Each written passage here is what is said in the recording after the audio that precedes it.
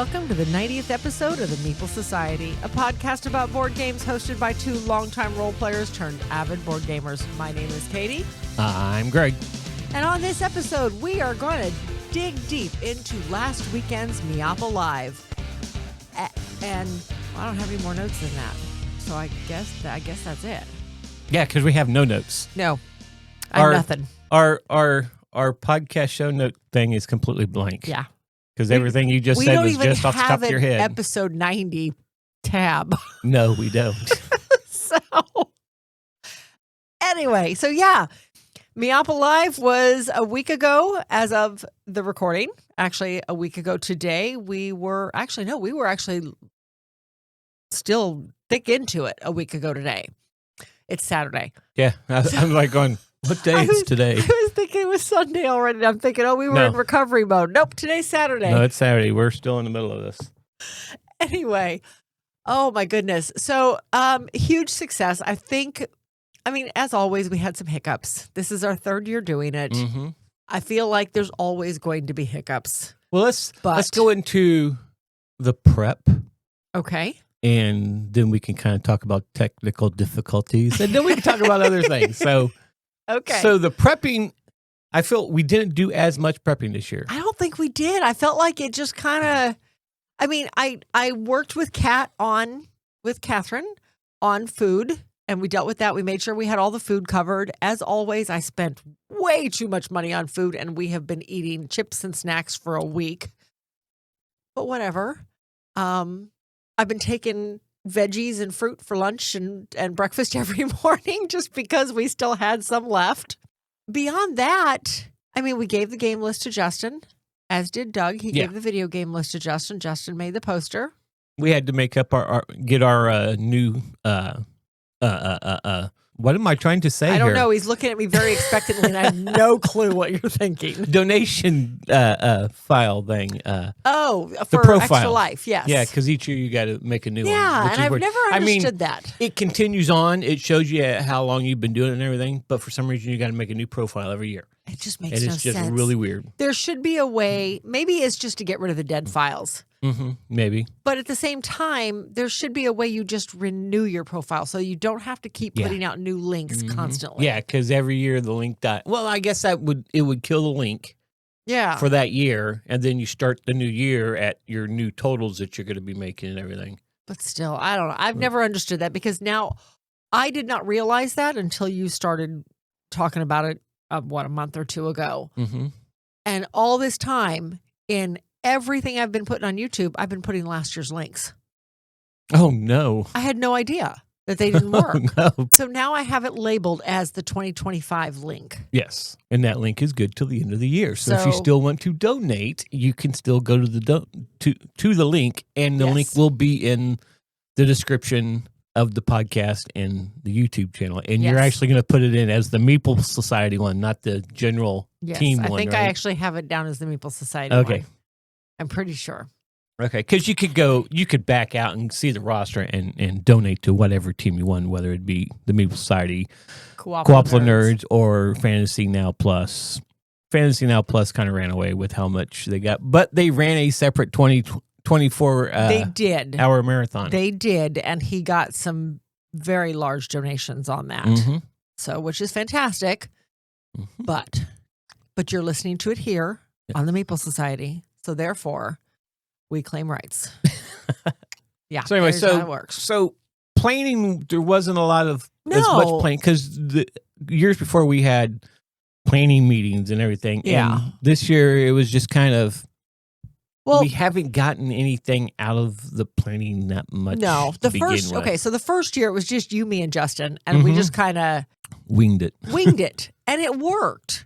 Yeah. We had two separate tables going, and it was a lot of coordination, and it was fun. We had a great time with it.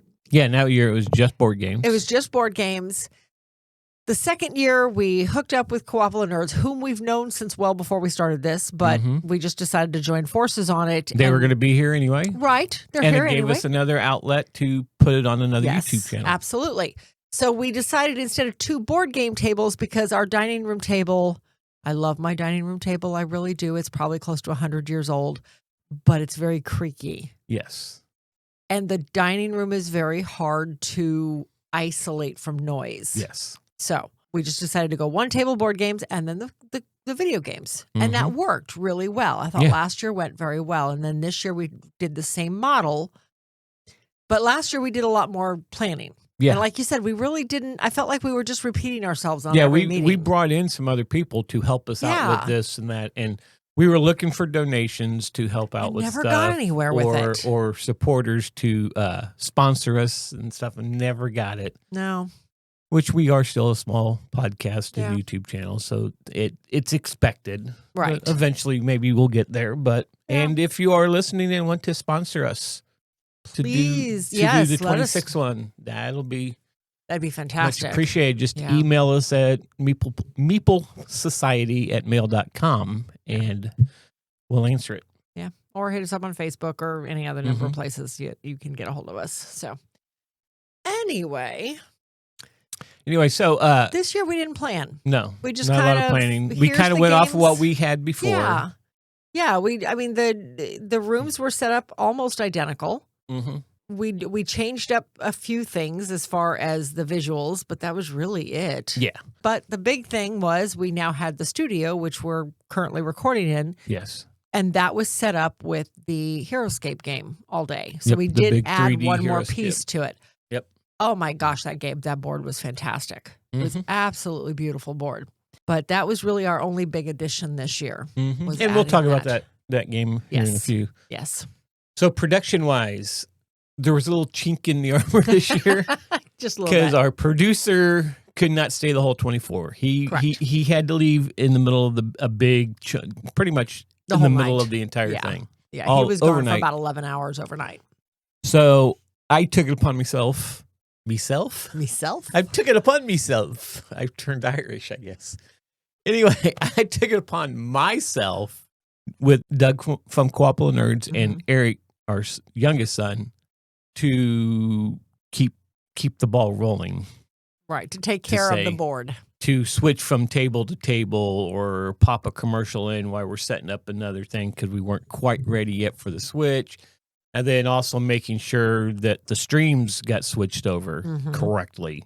Thankfully, Justin set his alarm and woke up at 3:30 in the morning to help us make that switch. Because before then, I think it was the first one that I had to switch from the game table to the video game area. Yes, I think and if you were watching, you can hear my panic mode set in the background because it would not switch. It would not give me where it was at. It was just going to different. It was constantly going to the HeroScape room. I thought it was going to the video area. It kept going to the video area and nobody was there. No, we were trying to get it to go to the video game area because we just got done with the game. I switched it over to the video game because Doug was coming in to play a game with somebody else. Okay. I can't remember who. But they were coming in to play and I could not get it to switch. It kept the video screen kept showing the HeroScape room, the studio we're in. It was no sound. It was just luckily becoming very frustrated. I think didn't Doug panic call Justin and Justin went to his computer and fixed it for you? Yes, Justin. Yeah, Doug called Justin. Oh, the wonders of modern technology. And we got it figured out and got it rolling again. It was something about one of the cameras went down or something like that, and we had to get it to come back up. And he was able to do that remotely from his house, from bed, because he was asleep. Oh, but he got to the point where he just, instead of having to get up after being texted and go to his office to get on his computer, he just brought his laptop to the nightstand and had it right there. Poor Jackie. So we thank him very much for that. Yeah, poor Jackie. Because she just had to put up with him doing a 24 just a couple of weeks before. Yeah. Anyway, so we got past that technicality or technical error, whatever. I mean, I think it was issues. Me. And then we used the remote camera once. Yeah, you used it. I used it because we had a group of people playing. We were using an old iPhone. Actually, it's not even an iPhone. It's a Samsung. Oh, okay. Yeah. And the battery was bad on it. Well, as long as we left it plugged in, it was fine. Correct. And when you used it, you brought it back. You did not plug it in, so because I figured we'd be using it again very soon, and we didn't, and therefore, yes. So we lost that from it. I think I finally got it back up, but we never ended up using it because I wasn't free to go and run around as much as I wanted to because I felt I needed to be over there by our home base of the streaming to make sure things were going right and the mics were working and to see what Justin normally goes through for the last 2 years, it was an eye opener, like going, holy cow. So I was not in that many games. No, you weren't actually. You because were only I was like 4 constantly games. going around making sure things were going all right. The video was going good. No camera dropped again and so on. One of these years, we'll actually make use of the roaming camera the way it's meant to be used. Yes. I'm glad I did get it done because there was one of the ladies that was here never got into an on-air thing, and that's the only thing she's is in that roaming camera. That was Stacy. Right. Everybody else got. We had. Well, we'll get into that here in a minute when we start talking about play. But yeah, it was. Overall, it was a good weekend. And one of my reasons for the roaming camera, I was going to go around and ask questions to give them more chips. We'll explain what the chips were if you haven't seen it or haven't watched it and know what these poker chips mean. We'll explain that in a minute though. But my thing was I was going to go around and ask questions so they could get more poker chips, right? For what they were supposed to be used for. But you had it where on the hour everybody would get 10 more poker chips. The year before we had it, you only got poker chips by donations, and that's when everybody had their own profile and people were donating to everybody, the different people, all amongst inside the Meeple Society or Meeple Live team. So it was all going in the same spot, though, but that was how they got their chips, is by getting donations to them. But this year, you had it. Whoever's there on the top of the hour, we get 10 more, and people were just hoarding them. Their bags were just loaded up, and they weren't getting used as much. Right. Because I'm going to get some more here in a minute anyway. But. Well, they weren't getting used as much because a lot of the games I think we were playing there wasn't that luck aspect where you didn't have the constant rolling and stuff. Last year, I guess we had a lot of games that used them. This year, we really didn't. None of them got used in transmissions. None of them got used in the last game, although I don't know how you would. Yeah, I don't know how you'd do that. Exactly. A lot of them got used in this room for the HeroQuest room for re-rolling the dice. I should have just brought the big bucket back here for Joe, honestly. A lot of them got used in Goonies because there's a lot of dice rolling in that one. And there were some that they used to get the color they wanted for. Yes. But go ahead and explain what the tokens were here real quick. Okay. So the poker chips were an idea to give a little bit of randomness and fun that we came up with last year. And again, they can be I did hear you explain how they got them last year and this year. Last year, it felt too convoluted as to how people got them. So therefore, we wanted to make it something just a little more streamlined. And not even so much streamlined, but just more, I don't want to say easy, but just easier to track. Something I didn't have to track, if that makes sense. Because last year I had to track how many people gotten, how much did they raised, how much. It was a pain. This year I just wanted something simple. Okay, fine. So we just decided to go with 10 at the top of each hour. And I didn't think anything of it because last year people were using them so fast. And this year they really didn't, except, like I said, in this room. Anyway, what poker chips were for? You could use a couple to secure your favorite color for a specific game, which I think got done once against me. Yep, because they took red. They took my red. Who was that? That was Rob. It was Rob. Rob took my red and left me with green. Okay. And the very first thing I did when I was trying to teach the game was pick up the red. It's like, all right, whatever. That was in Costa Rica. Anyway, so you could do that. You could re-roll a single die. Each chip was worth the re-roll of one single die. You could spend some chips to take back your most recent turn if your turn was over. You could, oh my gosh, I'm trying to think of some of the other things you could do now. I know in here they were forcing the GM to re-roll, so the GM made a house rule that chips no longer affected him. Smart. Okay, which I agreed. If you're going to spend chips, re-roll your own silly dice. Don't make the GM re-roll his. But you could make house rules. You could make a house rule that affected the specific game you're in, or you could spend your whole 10 to affect a game you're not in. So, and that spurred from when you did a test last year with Mountain Goats. Yeah. And we did have that happen once. I don't even remember what the rule was now. I know Brian came in and made it. Yeah, on it was a game that I in, was playing, so I don't remember. Like I said, I didn't play that many games, so I can't remember what game it was that I played. Gizmos?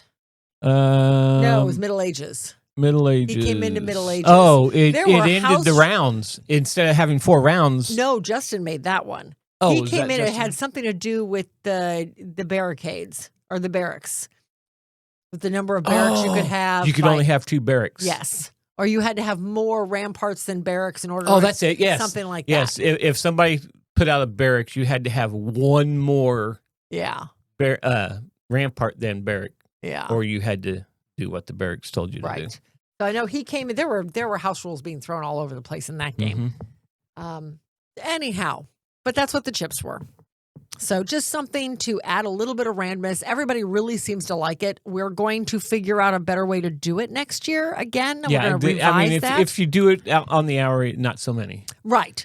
And like I said, I'd love to do it where I have questions going out on a roaming candle. So they can a roaming get candle, camera. a roaming camera. So that's another way they can do it at. Right. But I did like the fact, though, that probably hour 3, that it wasn't, you didn't have to pass them out. People was like, oh, it's top of the hour. Yeah. And they started going around and passing out the chips I know to Kat everybody. was doing it quite often. Somebody else took it up too at one point. I don't remember who it was. But yeah, other people figured out, oh, wait, we missed an hour. Let's go do this real fast. Yeah, like one of Sarah started picking it up and picked up on it. That was fantastic. And that out. helped a lot because I think I was in the middle of a game at that point. So we're going to definitely figure out a way to make it so you don't get as many, because I felt like it took out all chance, especially in this game and the game in this room. Yeah, that would make this game a little boring. And it made it very easy. If it's like, I've got like 30 chips and I failed, and I'll just re-roll. Yeah. I'll just re-roll. I'll keep re-rolling until I make it. Exactly. And that's what people were doing until they ran out of chips. Yeah. And So, I think it would take a lot of the fun out of HeroScape, though. I think it definitely takes the fun out of it for the GM. Well, sure. And Joe didn't care. All it was doing was showcasing the board and showcasing the game, and everybody was having a good time, and that's all that mattered for that event. That being said, we are going to probably start doing a live playthrough of that once a month or so, whenever we can figure it out with Joe. Yeah, we got to get all that figured out. And there will be no chips involved in this one. So if the GM kills us, the GM kills us. Mm-hmm. That's the way the cookie crumbles. Anyhow, enough of the chips. Yep. So a little more of the technical side. I know going back through and watching the videos, we realized that my phone camera really stinks. Oh, so does mine. Because it was, whenever you've seen it, if you watch it or if you haven't watched it, watch it. Whenever we're showing the table from the side, the whole... So you can see a bunch of people at the table. Yeah. Like the very last game. Yes. That camera was kind of fuzzy. We don't know why. I don't know why. And then your camera from above was kind of fuzzy. So we're working on fixing that. It won't be cameras. Well, at least not phone cameras. It'll be something better. Yeah. I'll actually have my phone next year. Yay. Yeah, It'll be the first time in 3 years. Yeah, because I went that whole thing without having a phone, and apparently my sister was trying to get a hold of me the whole time. I've done it 3 years in a row now, not having my phone. And yeah. So anyhow, but that is something we're working on, and we have bought some new equipment, and we'll see how it works. Yep. If not, I'll return it and we'll try something else. Mm-hmm. I don't know. We'll see. All right, let's get into some gameplay. Yeah, let's talk about some games. How long this is a board game podcast. And we're talking about technicalities. Okay. Well, we just put on a big show. We did. Okay, so board games. We started out with Flip 7. Very light game. We've talked about this one a lot of times, actually. It's kind of in the realm of 21. You decide, you get a card. If it's a specialized card, you do what it says. You have to play it right then and there. If it's a number card, then you add it to your stash. However, when it comes back around to you, and you'd have to decide whether you're going to take another card or you're going to hold. And if you hold, you score your points based on what you currently have in front of you. If you take another card, now you're pushing your luck because you could potentially end up with a duplicate card. If you end up with a duplicate card of any of the 12 numbers involved, actually you'd have a potential of 11 different duplicate potentials. Potentially 11 different whatever, you know what I mean. There are, in this deck of cards, there is 1 0, 1 1, 2 2s, 3 3s, 4 4s, all the way up to 12 12s. Mm-hmm. So you can't duplicate a 1 or a 0. So therefore, 11 potentials. If you end up with a duplicate card, you're out of the round. And you score nothing. You pack up your cards and you put them in the discard pile and you're out. Mm-hmm. The first player in each round to either make it to 7 cards ends the round, or the last player to remain standing after everybody else has either decided to hold or bust, then that ends the round. Mm-hmm. First player to 200 wins. So it's a super light game, very push your luck, lots of fun. We played it with basically the 5 hosts. Yes. You, me, Doug, Mary, and Justin. As we normally do at the... And we do, right, that's that's normally the opening game. Have the opening, or in the opening game. Do you want me to go over the scores? Sure. Okay, so I'm not going to do this on every game. I feel like I have to do it on this game because of the scores. Okay, so Doug won with 200. Mm-hmm. He and Mary had never played before. Right. Doug won with 200. Justin came in second at 150. Mary at 122. I had a paltry 34. And Greg had a whopping 0. Yeah. I kept busting. You did. Every card. It was like every time I'd say, sure, hit me. Because I'd get, oh, look, I have an 11 and a 12. Okay. Let's go again. Oh, a 1. Oh, I never made it past 3 cards, I don't think. It was either 3 or 4 cards. Oh, my gosh. It was so funny. I think at one point I remember somebody saying, you do know that it's high score wins. This is not golf scoring. Yeah, I wanted to make the rule then the lowest score wins, but y'all wouldn't let me. Oh, my gosh. It was hysterical. Anyway, so that was the opening game. Now, in between there were some video games, and we flipped back and forth to HeroQuest quite often. I did not write any of those down. The only thing I ever wrote down were the games you and I were in. The next game that one of us played in was Costa Rica. Now, Costa Rica is an older Mayfair game, and I guess I could actually pull these up and do the stats for them because, I always forget to do this. Yeah, and since we have a blank slate here, we have no links sitting up for us. So. Nope, I actually have to pull them up. Costa Rica came out in 2016, plays 2 to 5 players, published by Lookout Games. Our version is a Mayfair version. Yeah, Mayfair's what brought it over from That's Germany. What I thought. Okay. Designed by Matthew Dunstan and Brett Gilbert. Art by Clemens Franz. Oh, I did not realize that. I didn't realize Matthew Dunstan is the one who designed the game. Because he did Elysium, Next Station London, Guilds of Merchants Explorer. Okay. All right, well, this one plays, like I said, 2 to 5 players, roughly 30 to 45 minutes, ages 8 and up. Okay. So the idea with this one is that you're setting out on expeditions to take photographs in the jungle, and you are looking to get photographs of 6 different animals, 3 different types of terrains, and you're trying to do so with the minimal amount of mosquitoes in your pictures. The board is set up in one large hexagon. It's all made out of hexagon tiles. And now the board we used is one that I actually made a few years back. I thought this would be a really neat game to make a larger version of for the travel collection. And I was testing out my decoupage skills. So I printed out all of the tiles front and back, ordered some hexagon wooden pieces and wooden tiles, and decoupaged all of them. Yep. And they really looked good on screen. Yeah. Everybody loved them.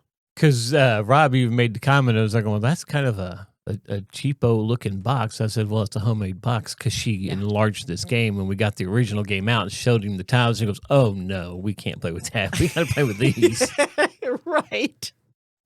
So the player pieces, instead of little bitty, like explorer type meeples, I've gotten larger, clear acrylic meeples. So those were our expedition people. All right. So how you play is you start off with 6 explorers, 1 in each corner of the hexagon board. On your first turn, you flip over the first tile. You decide if you want it. If you want it, and it could be one of any number of tiles, and you're making this decision based on the type of animal it is it a cheetah? Is it one of the monkeys? Is it a beetle? Is it one you don't have already? Some of them have 2 pictures on that particular tile. Some of them have a picture and a mosquito.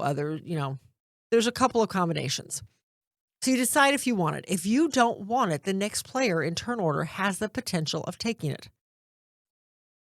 If they don't want it, it just goes around the table till it comes back to you. If nobody wants it, you can now decide to flip over a second tile. And it starts over again. Do you want it? No. Great. The next player has a chance to take it. Whoever decides to take it, whether it be you as the expedition leader or somebody else who's following you, if they decide to take it, they take those tiles and they take their explorer out of that group, because you've got 6 different groups around the board. You take those tiles and your explorer and you put them into your stash. That explorer is done. He's taken his pictures and he's gone home. So now that player only has 5 explorers left on the board. Once you run out of explorers, you're out of the game. That your expedition is done. You count up your points. If in the process of turning over the tiles, you end up with 2 mosquitoes on the same roll. First mosquito, you're okay. You can still take everything and you get to keep the pictures. Photoshop is great at that. You can get rid of that little mosquito. You get 2 mosquitoes in there, though, and Photoshop has a harder time, I guess, because now you lose both pictures.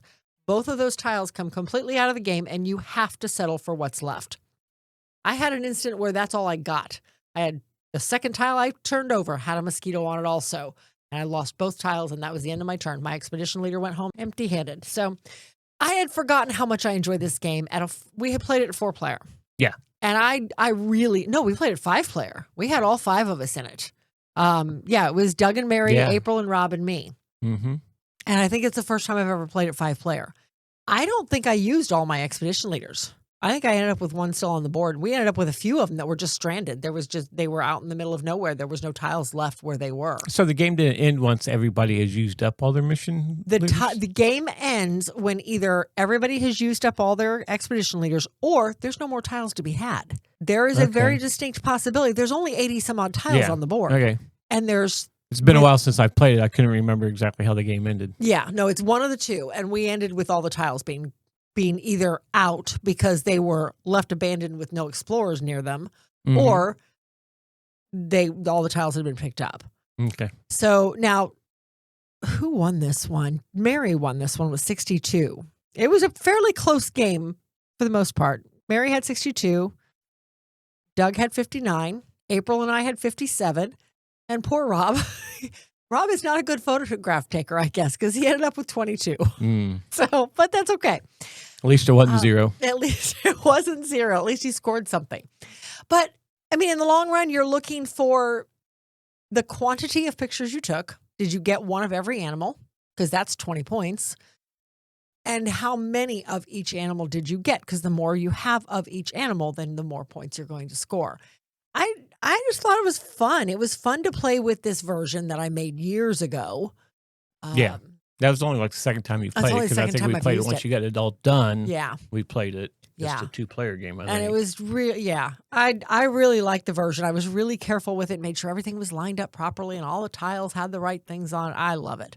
Now that I've gotten to play with that, I kind of want to do that with some other tile game, but I just don't know what yet. I've always wanted to do it with Quirkle, but never ventured down that path yet. Oh, we'll see. After that, again, I know there was a video game in there somewhere, but you got in a game of Middle Ages with Justin. Ben joined us at that point, and then Holly and Sarah. One of the Sarahs. We actually had 2 Sarahs here. Was that Sarah really wanted to play it because she loved the game? Yes, that was Sarah G. And I do not have her last name written down. I've only actually met her a couple times. And I guess we should talk about that for just a second. We ended up having several people out here. We've talked about BGI many times. I put this out to our BGI group a couple weeks ago and said, hey, if you want to come, you want to join in, by all means, let me know. I'll get you the information. And BGI, the Facebook group, has thousands of people on it. I didn't want to put my address out there, so they would just message me. So we ended up with probably about 7 or 8 people here overall. Yeah. Because both Sarah's, Holly's daughter, Christy, Stacy, and Brian. And there was a few others that said they were going to be there, but did not make it. At the last minute, they didn't make it. Yeah. Mm-hmm. If any of those guys are listening, thank you for coming. It really did. You guys made a huge difference, and it was a lot of fun. I really got to know a lot of the ladies because a lot of the ladies that were here are in the Go to the Ladies Night that I go to every month. Mm-hmm. So it was really fun getting to know them on a different level. Yeah, so that was in fun. A different place. Yes. Anyhow, Middle Ages. I'll let you talk about that one. Middle Ages, designed by Mark Andre. Artist is Claire Cohen. Came out in 2024 from Studio H. You are building a kingdom, and the way you're doing this, there are 4 rows of tiles out at all times, and you have a night, and you're going to visit one of the tiles in the row, depending on what order you're in. And that is the tile you're going to be putting in your kingdom. Each area where a tile goes is a type of a building. There are farms. There are castles. There's palaces. There's churches. There's ramparts. Anyway, each one of them has something that happens. So, like if you drafted a farm, you would put it, or a field, I think it was what it's actually called. You drafted a field, you put it in the field. It's actually in the first column.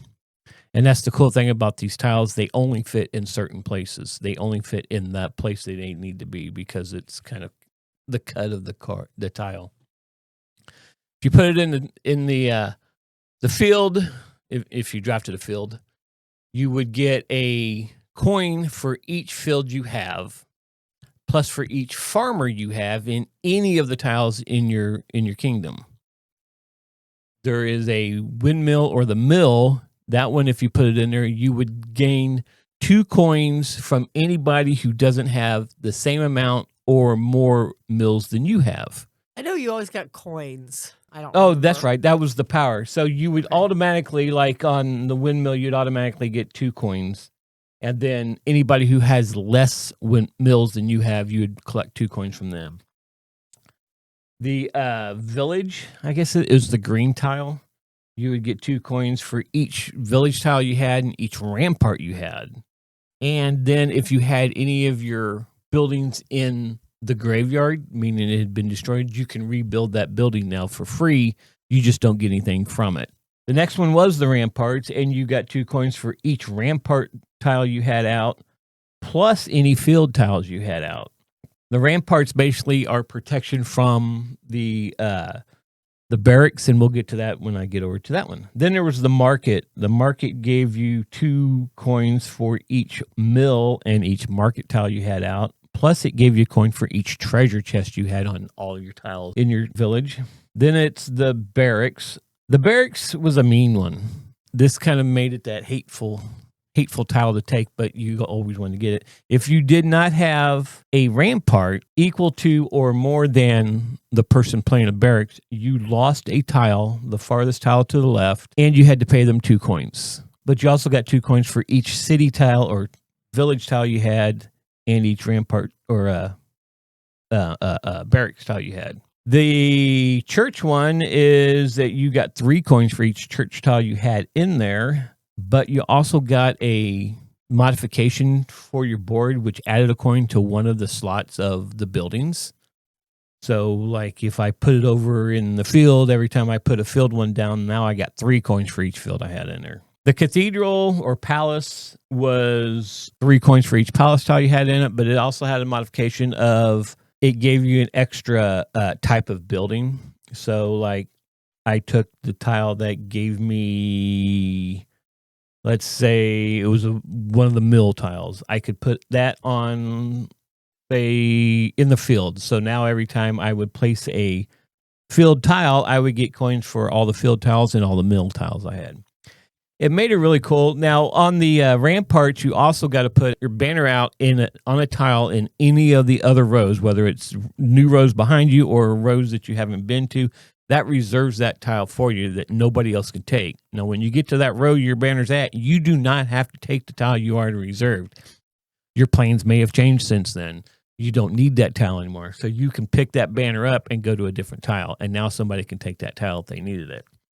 It was kind of cool. It allowed you to reserve something that you knew that you would need in the future. But this one, everything was coins. Coins was points at the end of the game. Once all the tiles were drafted, add up your points, and the one with the most points wins. Now, there are things after each round. After you get down to the fourth row and get ready to go back to the top and start all over again, there was a card that would do scoring or something that would happen, like everybody who had a farm and a barracks, you now lose those. You lose one of each. Or you're going to get a coin for each windmill you have. It just depended on what the card was for each time you got down to the bottom of the stack and went back to the top.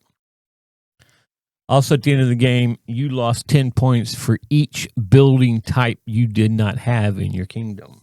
But anyway, that is Middle Ages. It was a lot of fun. I think Sarah had no problem taking the barracks, or was it somebody in there was somebody was taking the barracks a lot, and it's like going, holy cow. And they go, well, that's the way the game's supposed to be played. I was like, yes, it is. And yeah, holy cow. It probably was. I would lose a building to somebody taking it because I didn't get a barracks. I don't believe I ever got a barracks, and I just barely got any ramparts. So the first half of the game, I was constantly losing it. And every time I would pull a village tile, I think that's what it's called. It's the green tile that allows you to rebuild a building. I would get it back up there, and blam, here comes another one. It's like, I can't win. Anyway, though, a lot of fun. We have played this multiple times. We picked it up at Gen Con last year. So, and it's one of the games that sold out at Gen Con last year. So glad to have it. Yes. Yeah. I think Justin won by 1 point. Sarah came in second, and you came in a distant fifth. Yes. I was lousy at this game. All right. Well, after that, or I think actually while you guys were playing, I got into a game of Pandemic out in the dining room, just off camera. Mm-hmm. It was Kat, Sarah, and Stacy. Different Sarah. You were playing with one Sarah. I was playing with the other. Yes. The four of us sat down. They had pulled out Pandemic in the lab. They had never played the In the Lab expansion. Mm-hmm. They wanted to play it. So, okay, fine. And they saved me a seat. So I sat down to play that one. In the Lab is slightly different. Pandemic still plays exactly the same. Now, if you're not familiar, Pandemic is actually the one that got us started. This is probably our most played game. In fact, I've got it pulled up. This says we played it 25 times, and that does not count all of the legacies we've done because those are logged elsewhere. Right. So if you add in all 3 legacies, we've played a lot of Pandemic. In the Lab changes this up just slightly because now when you're going through and curing disease or you're going through and treating disease, one of the actions you can do as you are moving through different cities is to treat disease. When you're treating the disease, typically those cubes just go straight back into the supply to be put back on the board at a later time. In the Lab expansion, now gives you a couple of different Petri dishes. Thank you. I wanted to say beakers. And I'm like, that is not the right word. It gives you some Petri dishes out on a sideboard. There's a total of 7. You have 2 initial ones. When you pull cubes off the board, you have to decide. You put one of each color you've removed for that turn. So if you go through 2 different cities and I cure some blue and I cure some yellow, I'm putting 1 blue and 1 yellow cube into one of the 2 starting Petri dishes. Then at a later action, I or somebody else could do, I think it's a research action. And at that point, you can move cubes along a line into a middle Petri dish. And there's 3 middle Petri dishes. Each of the 2 starting dishes have the option of going into a dish that they can take all of one color or one of each color out of the first dish. The ultimate goal is to get enough of the right color cubes into the third dish to now be able to test your cure. When you test your cure, there's a card laying out. It looks like a little DNA symbol of various colors. And maybe that particular one, this has been labeled as the red disease. And in order to cure that, I need 3 reds and 2 blues and a yellow in order to test my cure. So you have to have enough of these cubes to put on that card to complete it. And then once that's done, Now, instead of 5 cards to cure a disease at a research station, I only need 3 because I've already used cards to label the disease and to test the disease. So I've used the others someplace else, and maybe it wasn't even me that did that. It was somebody else. It helps kind of spread out the responsibility of curing the disease, if that makes any sense. Because now instead of one person needing all 5 cards, one person can take care of labeling the disease and spending a card, and somebody else can take care of testing the disease and labeling the card. I'm not 100% sure that's actually what those actions are called. I'm going off memory here because I haven't played in the lab recently, except for this. This is the first time we've played it in years. Yes.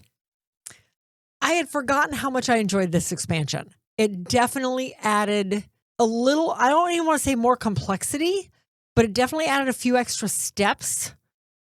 It's just an interesting expansion. But yeah, we played that. We barely won. Oh my gosh, we'd have lost on the next turn had we not pulled it out right then and there. But we did. So I was happy. Anyway, but yeah, that was in the lab. We played, let's see, what did we play? I was the medic because we figured that they wanted to play with the 4 new jobs from the expansion. But we decided in the long run the medic was going to be more beneficial to us, and he was. So I played the medic. Kat was the local liaison. Sarah was the epidemiologist, and Stacy was the field director.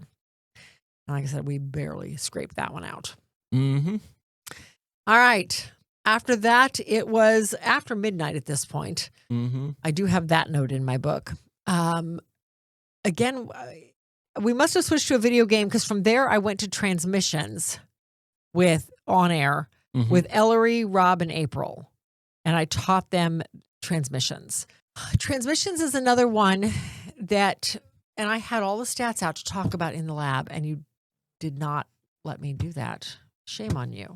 How is that me that's going to... Anyway, how do I get blamed for that? In the lab, Pandemic, of course, the original game came out in 2008. In the Lab came out in 2013. Designed by Matt Leacock and Thomas Lehman. Art by Chris Quillams. Published by Z-Man Games. Plays in the Lab, release 1 to 6. 45 to 60 minutes, 8 and up. Okay, that's that one. Now, let me pull up Transmissions. I even had it pulled up and ready to go. Transmissions was a Kickstarter in 2022, published by Crosscut Games, designed by Adam West. Art by Matt Dixon, Peter Gifford, and Chad Overture. Plays 1 to 4 players, 45 to 60 minutes, 10 and up. All right, so the basics of Transmissions. This is a card action type of game. There are 4 absolutely gorgeous robots on the board. 7 different potential areas those robots could take actions on. Everybody is sharing the same robots. So even in a solo game, all 4 robots are on the board. The actions you take and which robots you can activate on that turn, or which robot, I should say, you can activate on that turn, is dependent on the cards in your hand. You have 7 cards in your deck. 4 of those cards activate a specific robot. 3 of those cards activate a robot on a specific location. Once you've decided, you have 3 cards in your hand at all times. When you've used your card, you put it to the bottom of your deck and you draw a new card, and your turn is over. Once you've decided which robot you're going to be using, you move him the speed that particular robot moves.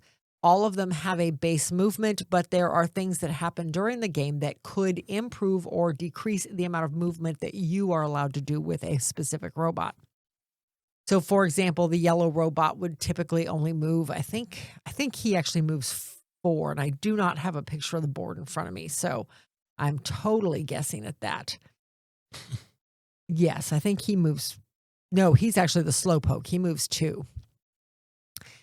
But maybe I have a tile on that board that states that I get an extra movement out of him. So I would be able to move him 3 spaces, but everybody else can still only move him 2.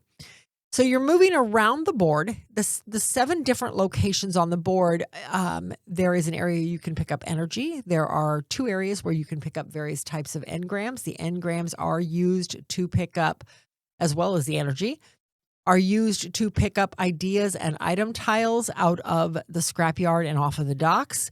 Those tiles go into your player board or onto your player board. They help score points at the end of the game. Some of them are set collection. The ideas actually give you bonuses to your robots. They allow you to potentially move backwards or move extra spaces, get extra engrams when you go to the lake or when you go to the field. They give you different powers that make your robot more specialized, your programming of the robot more specialized. Then there's also the tile area where you can pick up pipe works. You build out your pipes, and again, that's just another way to get points at the end of the game. And then there is the forest where you pick up cards, and those cards are typically one-time use, but again, gives you free engrams or take an extra turn or all sorts of different things there too. So this is basically just I don't want to call it action selection. It's more of robot selection. You're choosing from your cards in your hand, figuring out which robot you're going to do. You're going to activating that robot and taking the action of the space he lands on. I've always really enjoyed this game. It's very simple, but at the same time, very thinky because you do have a lot of options. And just when you think, okay, I'm going to take this guy to this location, I'm going to get that done, and somebody else moves him. So now you got to figure out, okay, I can't use him anymore. Who can I use to get to the docks to get the tile I need? I've always really enjoyed this one. And I think, who did I play? I said Ellery, April, and Rob. April knocked this one out of the park. She won by a long shot. But I think everybody had fun with it. So yeah, this one was I've always thought was cool too, because each person can program the same bot different ways to do completely different things. Yes. And you guys forgot one thing in the game you remembered What too, though, that the acorns. Yes. Okay. And all right, so we have this upgraded version. We have the second edition, or well, let me rephrase that. We have both editions, actually. We have the tiles for this. The second edition, basically, if you already had the original Kickstarter, they sent you upgrade tiles, the upgraded rule book. That was it. You threw away everything else you had, your tiles and your rule books. And that's what we did.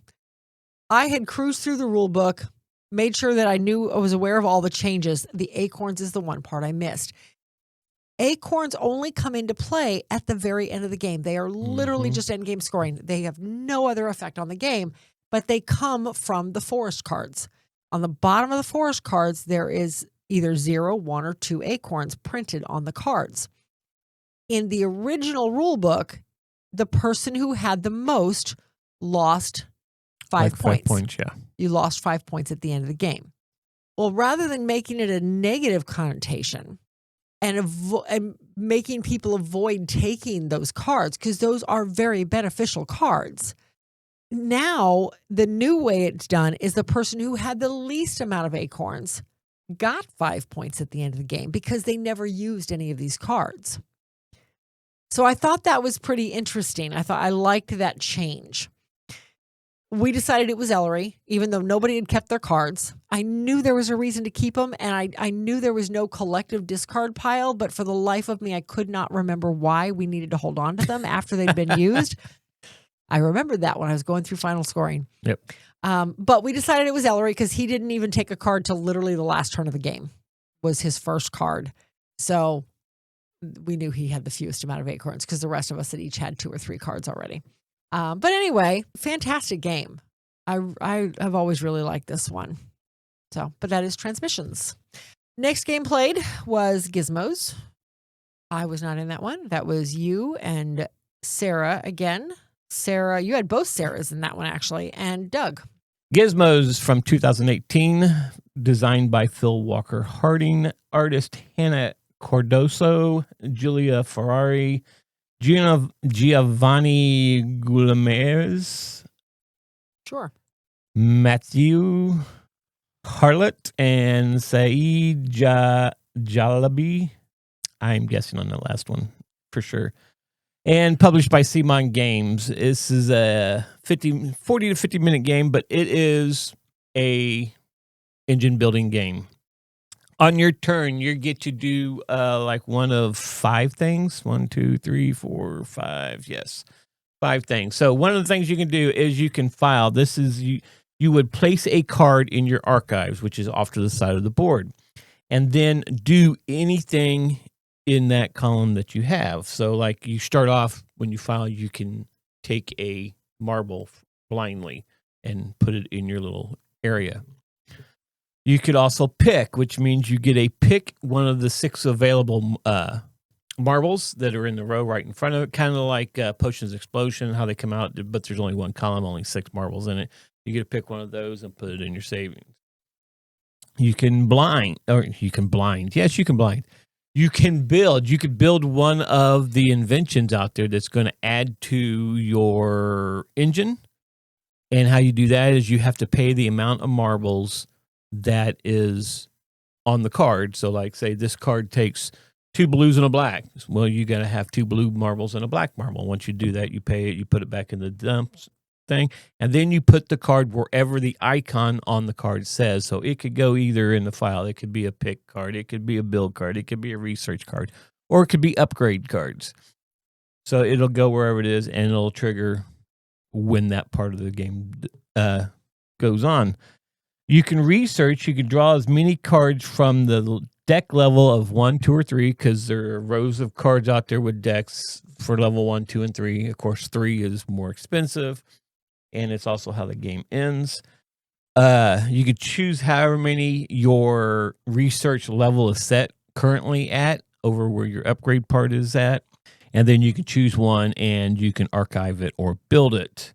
Now, triggering is whenever you do an action, if there is anything, after you do the action, if there is any other cards in that part of the engine, they all trigger at one time. So like say you did a picking action and you picked a red marble. So in the picking action, it says, if you pick a red marble, now you can blind draw another marble out of the bag, or you can research a card, or you could file a new card. So say you take, you're going to do the one that says filing the card, because you get to do them all. Say you're taking the card that said, if you take a red one, you get a file card. So now that you file it, now if you have any cards under the file, you get to do those as well. So the engine just keeps building, and you're going to do more and more. And each tile you put out, it has points. So basically at the end of the game, once somebody has built 4 level 3 tiles and put them into their engine, that triggers the end of the game, and everybody has one last turn. Depending on who the first player was, you basically play the end of the turn, and then you count up points, and the one with the most points wins. Me liking engine building games anyway, this is like one of the greatest games to play. I'm not sure where it landed on my top 100. I know it was kind of up there, probably about midway. I'm not sure. Without going back and looking. This game, we've only played it a couple times, and I forget how much fun I played. I don't think I did really well at this game this time around, though. But no, Doug won with 61. You ended up with 35. Yeah, I think it was I couldn't get the cards I wanted or the marbles. I was focusing on one area, and then I was like, oh, I've got to get these others going too. And by that time, I was so far behind. I wasn't going to catch them, though, but I still had a lot of fun You playing didn't come in last, if it makes you feel any better. Sarah came in last. One of the Sarahs did, yeah. But yeah, that is Gizmos. Great game, especially if you like engine building games. Yeah. All right, so next I got in a game on the HeroQuest board that Joe built. And so we're going to talk a little bit about that. I know we're running long, so we're going to try and keep it, try and shorten this down a little bit. We'll see what happens. So HeroQuest was initially published in 1989. Joe has the newer version that was done not too long ago by Milton Bradley, I think. This was published by Games Workshop and Milton Bradley, designed by Stephen Baker, art by Gary Chalk, Nikki Dawes, and Max Dunbar, and Les Edwards. Plays 2 to 5 players, 90 minutes per session, ages 14 and up. So HeroQuest is essentially a dungeon crawl. It is a dungeon exploration game. The original game comes with a large, let me rephrase that. Comes with an average size board made up of rooms and corridors. And then as the campaigns or as the adventures progress, the game master, who is one of the 5 players, basically sets up various rooms and doorways for you to find. Joe being my brother, found some STL files, and he told me the name of the company. We even gave him a shout out on the air a couple times of the company the guy that did the STL files. I'll have to get that from him so I can put it here in the video, and I can even hopefully put his link in the notes. But the STL files are designed to print roughly 50% larger than the board itself. So this board, it was a larger version, 3D board, 3D walls, larger furniture, the whole works. Literally the only thing he pulled from the game was the cards and the miniatures. He bought all dice so that everybody had their own color dice. He had a separate set of dice, so everybody had their own dice to use. Just a fantastic board. He and several of our friends, and even my mother, has helped paint this and get all the painting done. Mm-hmm. We're going to try to get him, and he's already said he's going to do it because we want to show off this board some more. But one of the things we want to do is do some live Friday night games or Saturday games. It'd probably have to be Saturday because of his work schedule, but some live Saturday games where us and 2 other players are running through scenarios on air. We'll see how we can get this set up a little better than. Yeah, we want to get something actually his head overhead. Kept getting in the way.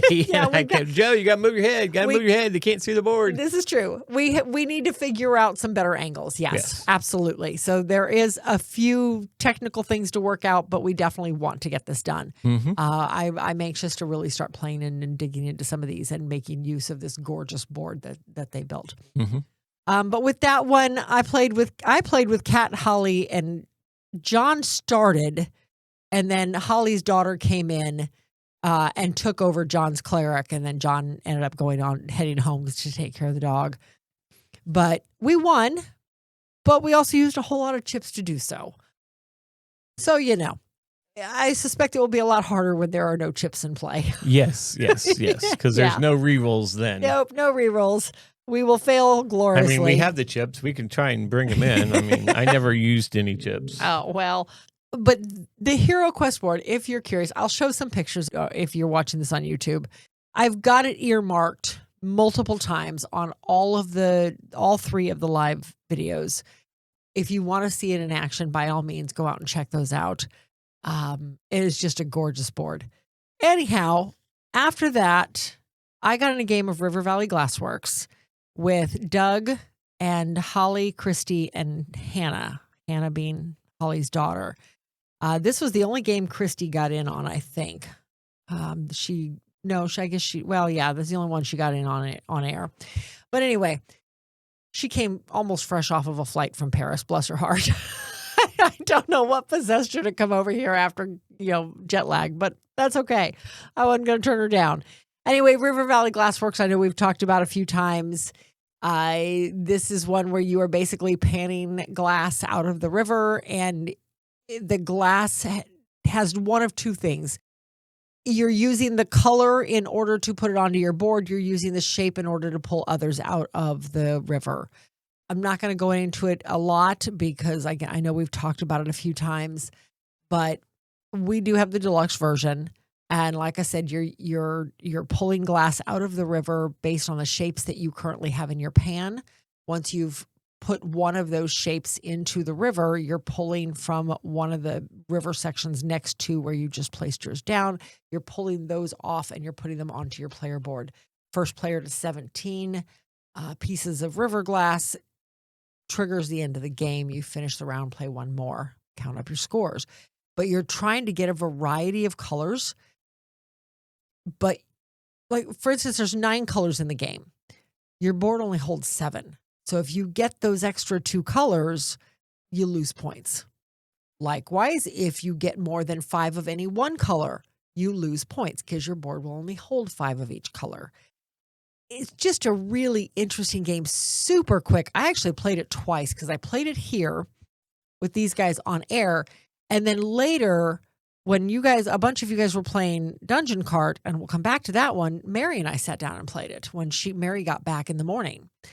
And she really enjoyed it. So anyway, that's River Valley Glassworks. And I did not go over any of the stuff. Gosh, guys, I suck at this. Anyway, River Valley Glassworks published last year, 2024 by All Play, designed by Adam Hill, Ben Pinchback, and Matt Riddle. Art by Andrew Bosley. Plays 1 to 5 players in roughly 25 to 45 minutes, which is absolutely correct. It is a very fast game. Ages 8 and up. Okay, after that, and again, I know we switch back and forth to video games at this point or other HeroQuest games. Yeah, there's I quite a did few not play video back games. to back like this. There was a video game that Doug was playing. He was a single player. I can't remember what time it was. I sat down and was kind of talking to him and warning him. 2:00 in the morning because it ended our first run, and it was called Premonition. Something like that. It was really weird. It's a single player horror. Yes, one. horror-based It was, game. And there wasn't anything bad. No, there I was wasn't watching really something. bad. There was it was nothing. kind of weird. It was just Let's just eerie. see zombies kept eerie. crawling up out of these holes, and it was you were brought there to figure out a murder or something like that, and it was just really, really weird. It was you were playing a cop. I remember that because it ended it was our FBI agent. It ended our 4:00 switchover. Mm-hmm. And that was the end of it because we were ready to switch over before then, but we thought, why bother? Because we're switching over in 20 minutes. We might as well just finish this off. I'm looking real quick because that's part 3. There, it's right there. Part 1, details. It was called Premonition Origins. I'm good. I cannot remember the name of the game. I was just totally lost. I only remember because I just timed these out earlier this week, and I remembered it. Anyway, the next game that I got into, again on air, was Jakarta Traffic. This was with Doug and Mary and Holly. And this is the one game I did win. I won by 1 point. Holly came in at 25 points. I had 26. It was actually really close. Mary was 23 and Doug was 21. So we were all right there. Jakarta Traffic is, again, another one we've talked about a couple times. This was a Kickstarter we received not that long ago, actually. And I'm going to try to be better about this one and pull it up. It was published in 2024. This says self-published. However, the box says it was published by Spiel the Game, which translates into Game the Game. 1 to 4 players, 30 to 60 minutes, 14 and up, designed by Simon Schmeider. Anyway, so with this one, you are a moped driver in Jakarta, Indonesia. Now, we made Mary go first. We could not find in the rule book, and I know it's got to be in there, but we could not find who goes first in the game. Mary's the only one of us who's ever been to Jakarta or been to Indonesia, not Jakarta specifically. So we made her go first. In Jakarta Traffic, the board is made up of 25 tiles plus the puzzle piece border. And throughout the game, those tiles are switching locations. They are moving around. They are turning. The artwork on the tiles is nothing but a series of roads that all interlock and intersect. And then in various locations, you've got charging stations. There's 5 charging stations out that all have endpoints on them. And there are 5 destination points that have endpoints on them where the roads end. But other than that, you're just traveling through. You're not actually stopping on locations. Well, no, that's not true because all of them have endpoints on them because there are all of the other tiles in the game. The other 15 tiles on the board could be pickup locations because the pickup items move around. So there are endpoints on every tile. But for the most part, you're just moving through them. You're grabbing the road where you are, wherever you stopped on the last turn, and you are moving to the end of that road. Hopefully, you can arrange the tiles or turn the tiles in such a fashion that you can end up where there is something to pick up, or you can end up where the item you have needs to be delivered.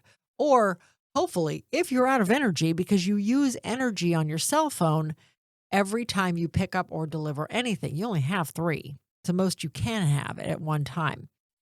But hopefully, if you are running out of energy, you can either land yourself with another player, do a little chit-chatting, and gain some energy that way, or you can land at a charging station and gain some energy.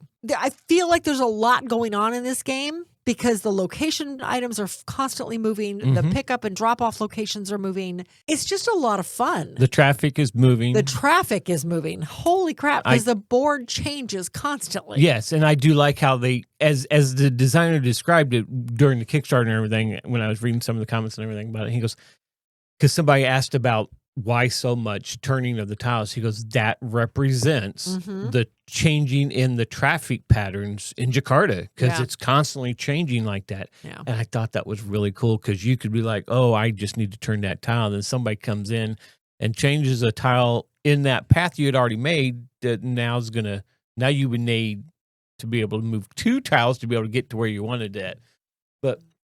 And like you said, just like traffic, it changes constantly. And like I said, in Jakarta, apparently it changes a lot. Yeah. Well, I don't doubt it. Jakarta is a very large city. But a very interesting game. And I think everybody really enjoyed it. Yeah, it was a lot of fun. Yep. Anyway, after that, you guys got in a game of Dungeon Kart. Yeah, see, this one I'm sitting there going, how did you play Dungeon Kart? Because this was Justin's game. Just a brief overview. That's all you need. Yeah, this is Justin's game. Basically, this is Mario Kart, the board game, with the boss monster characters, basically. Okay. But you are racing around the board. You have a gear shift in front of you, and each round you can go up 1 gear shift. But wherever you land, say you're on grass, you have to take your gear shift and put it back.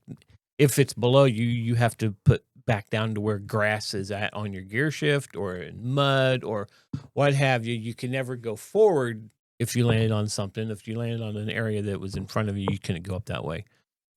But like I said, every round you got to go up, and that would allow you how many spaces you move. There was, like I said, there was different things you could throw at people, I believe. I said, what time was this in the morning? I mean, this was after Justin came back. So I was in the third piece. I was 3 cups of double caffeine coffee in. I was struggling after about 1 o'clock that day. I was struggling. An hour and a half into the third one. Okay, which means it was about 1 o'clock. So about this time, my brain was shutting down. I mean, I guess I could say who made this, and oh boy, that name, Michael Zureb, I'm gonna say, and it was published by Brotherwise Games. This does not have an artist listed. This is a 2 to 4 player game, 30 to 60 minutes.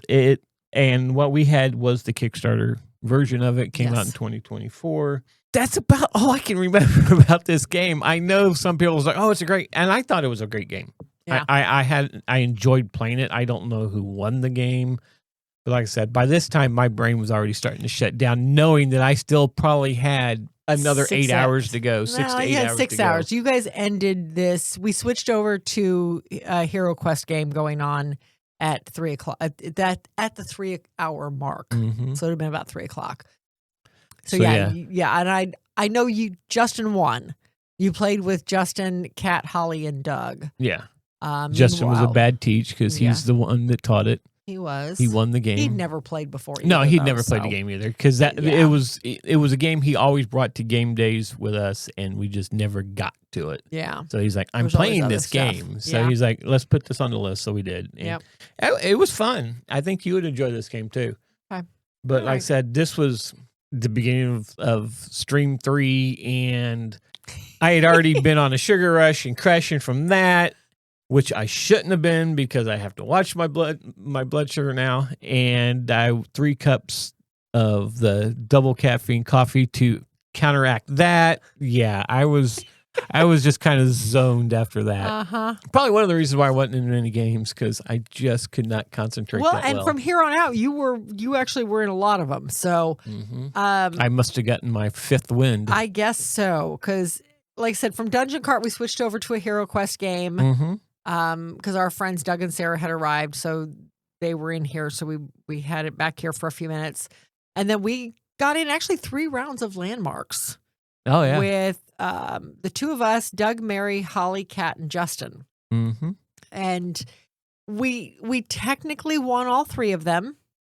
Yes, we got Never out. with more than 2 treasures, but we did get out. The first one was 1 treasure when you were the mapper. No. Yes, I have Did it all we get written out? down. I thought you hit another. Nope. Anyway, the second one, Justin was the mapper, and we got out with 2 treasures. And then the last one, Mary was the mapper and got out with 1.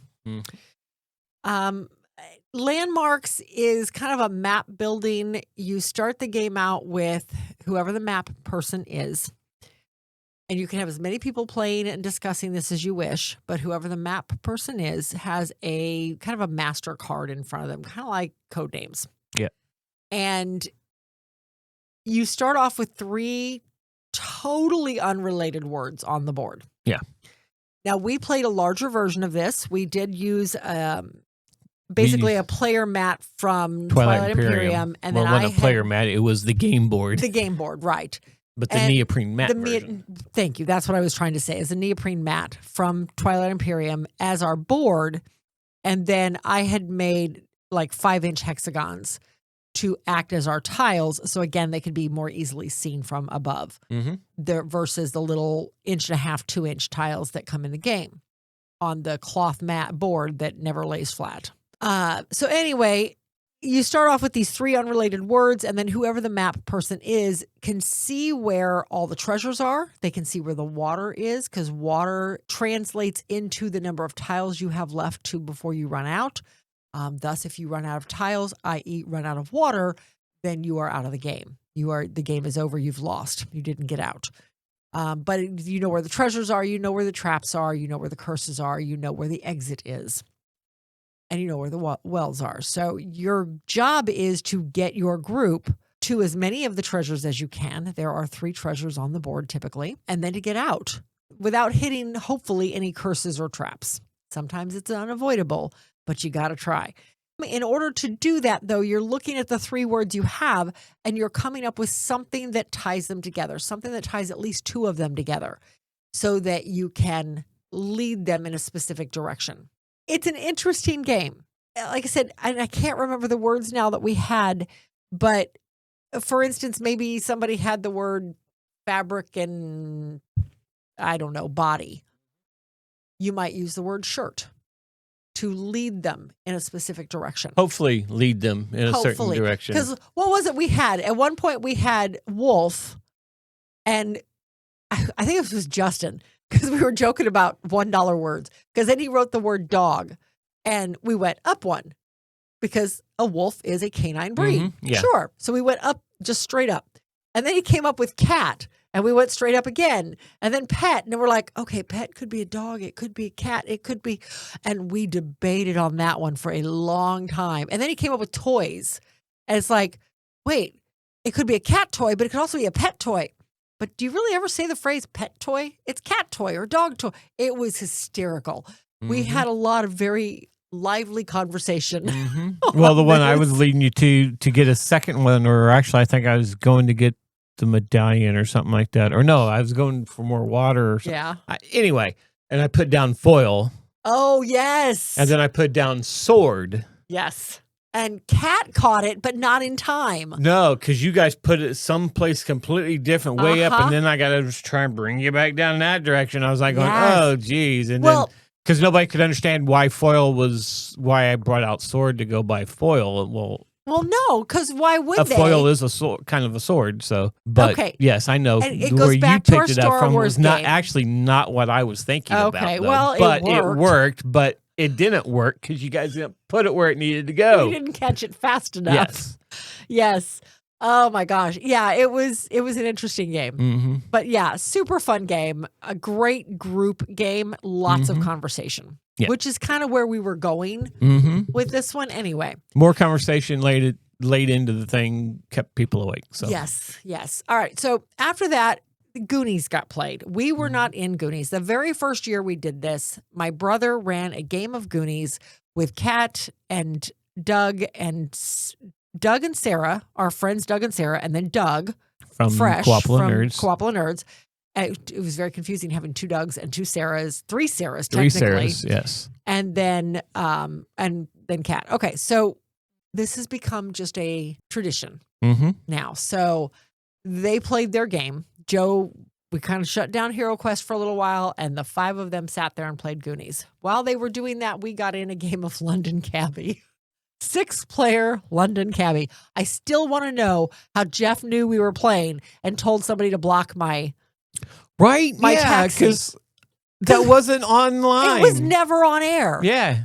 We didn't have the roaming camera out. There was no way he could have known we were playing London Cabbie. But we played Unless somehow I don't know. From watching the Goonies game, he could hear us talking about That's the playing only thing I could think London of. Cabbie. But yeah, he came back with that to block your cab. I'm like, wait, what? We need to ask him because I want to know how he knew we were playing. Anyway, but my friend from work, Chrissy and Greg got here, and then and another Greg, Justin, and then Holly played with us, and we had a good time. I actually won it. We just we cut the game early. Well, we told Holly that it was a game from 71. Yes.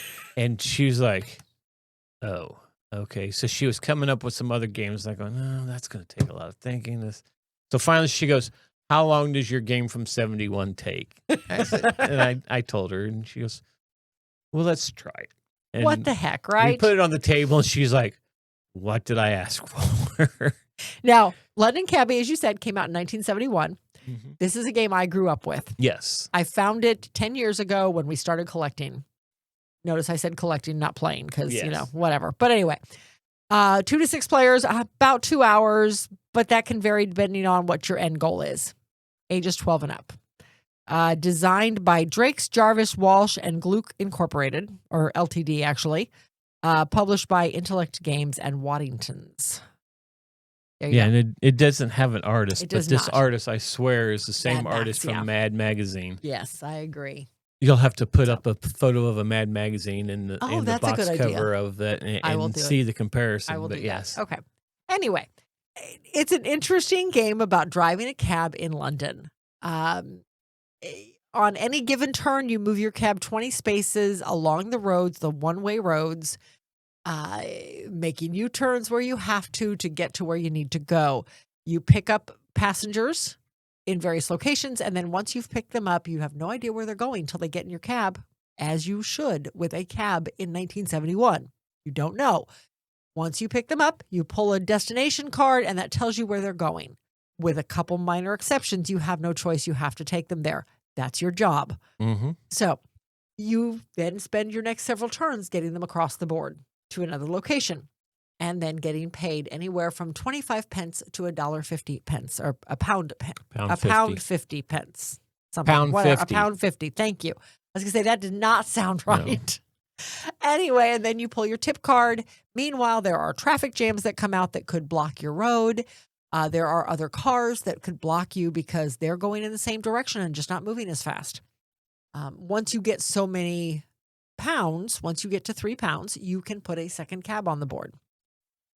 We decided to play until they were done with Goonies. Yes. That was our ending point. So we didn't have a set dollar amount. I won with 4 pounds. No, I'm sorry. I take that back. Chrissy won with 4.10. Chrissy beat me by a dime.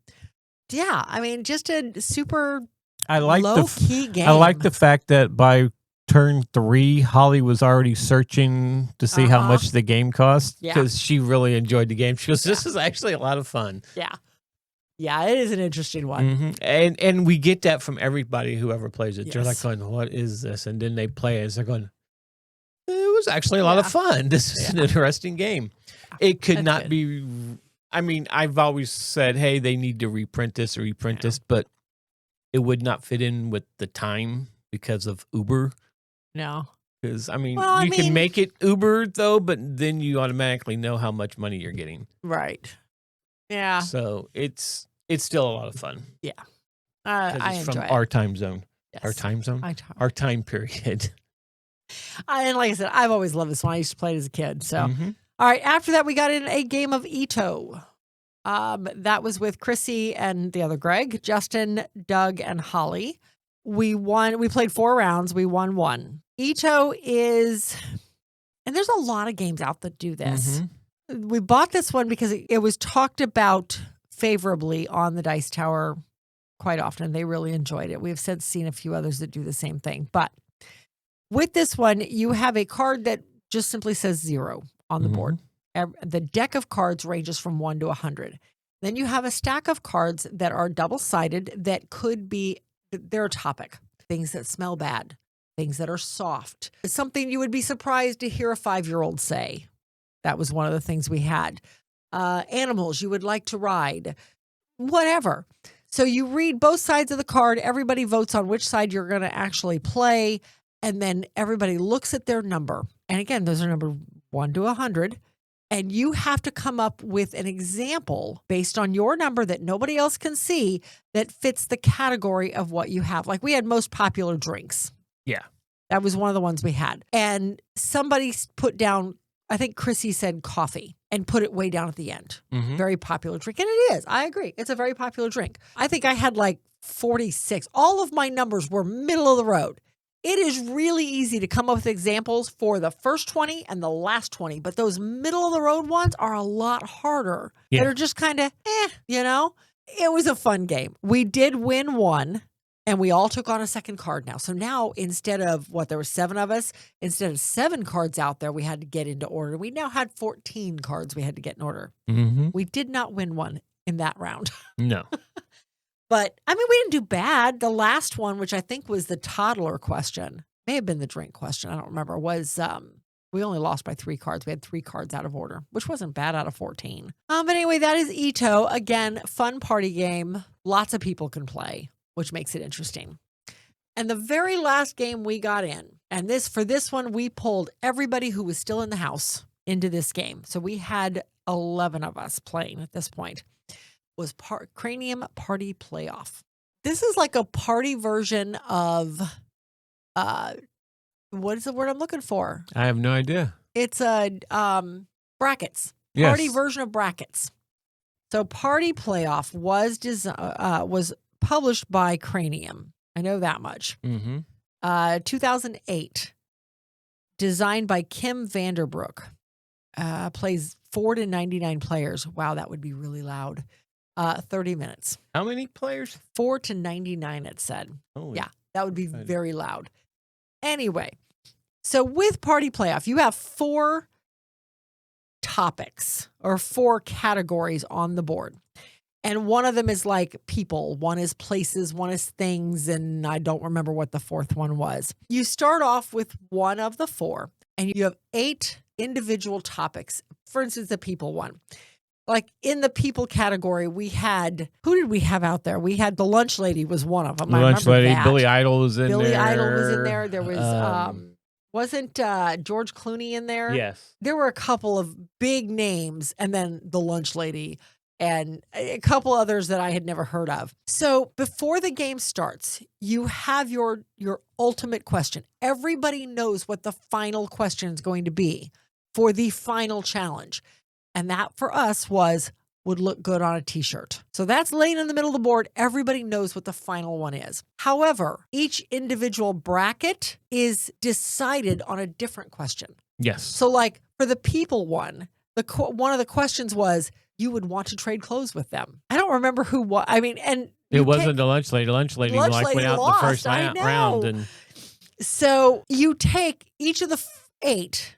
So you take each of those 4 brackets and you decide who you want, just like a bracket, just like you would do in March Madness or whatever. You are slowly narrowing it down, but each new set, each new challenge has a new question. Mm-hmm.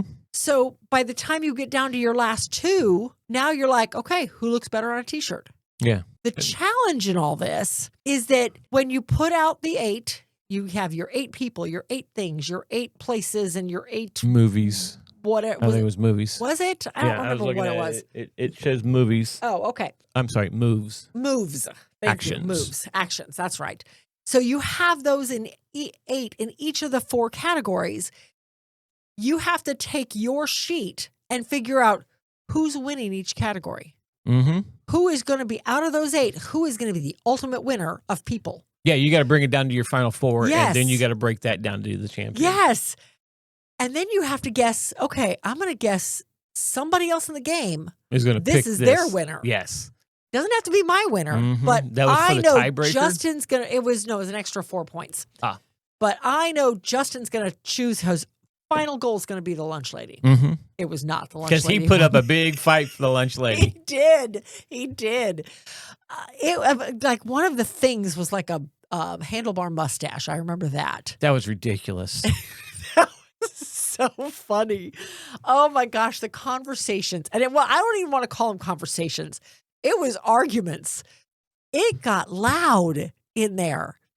It was very chaotic. Because one of them, which would you rather sleep on? It was a handlebar mustache. And a mattress made of stuffed with handlebar mustaches. Mustaches or and something or, else. Hot sauce. Or hot sauce was the other one. No, that wasn't in the bed though, was it? Yeah, that one was in the bed one because everybody complained, no, the hot sauce would leak, it'd be a mess and blah, blah, blah. The handlebar mustaches at least would be soft. And it was an interesting conversation. Yeah, it'd be like, how long would it take you to make a mattress out of a handlebar mustaches? You know how long those takes to grow? And it was funny. So yeah, it was, I apologize now if you watch it, the chaos. It was total chaos. But we had a great time with it. I feel like it was a great game to end the stream with. Mm-hmm. Yeah. That was the end of the stream. Yep. We did not quite make our goal of 4,000, but we came close. Mm-hmm. But the like I said, the links are still live. Yes, you can still donate to it and help us get past that 4,000. Yeah. And help us get past Fantasy Live Now or Fantasy Now Plus. Because right now he's got the bragging rights. Yes, he Big does. time. We closed out by Justin actually had a list of everybody who had donated, everybody who had come and played games, and he just rattled off a list of everybody to thank. Yeah. So at least watch the end of that. You can see everybody who took place. And thank you for everybody who was in the chat. Thank you for the chat. Thank you if you donated. Thank you for coming if you came. It was a lot of fun. And as always, I've got 3 pages of notes to hopefully make it next year better. And we've already upgraded stuff already. Yeah, we've already upgraded equipment and working on new cameras, and it can only get better from here. Well, I shouldn't say that. It could get worse, but we're going to make it better. So this is going to do it for episode 90. If you like this episode or any other content and haven't subscribed to the podcast, please do so by going to iTunes, Apple Podcasts, Spotify, or wherever you get your podcast, and give us a rating and comments. This is how others find the show. But in the meantime, if you want to follow us on social media just to keep up and see what we're doing, just follow the links in the show notes. There you'll find links to Facebook, Instagram, X, TikTok, YouTube, Threads, Discord, Blue Sky, and our merch shop. Or you can contact us directly at meeplesociety@mail.com. Thanks for listening, and we'll see you at the next one.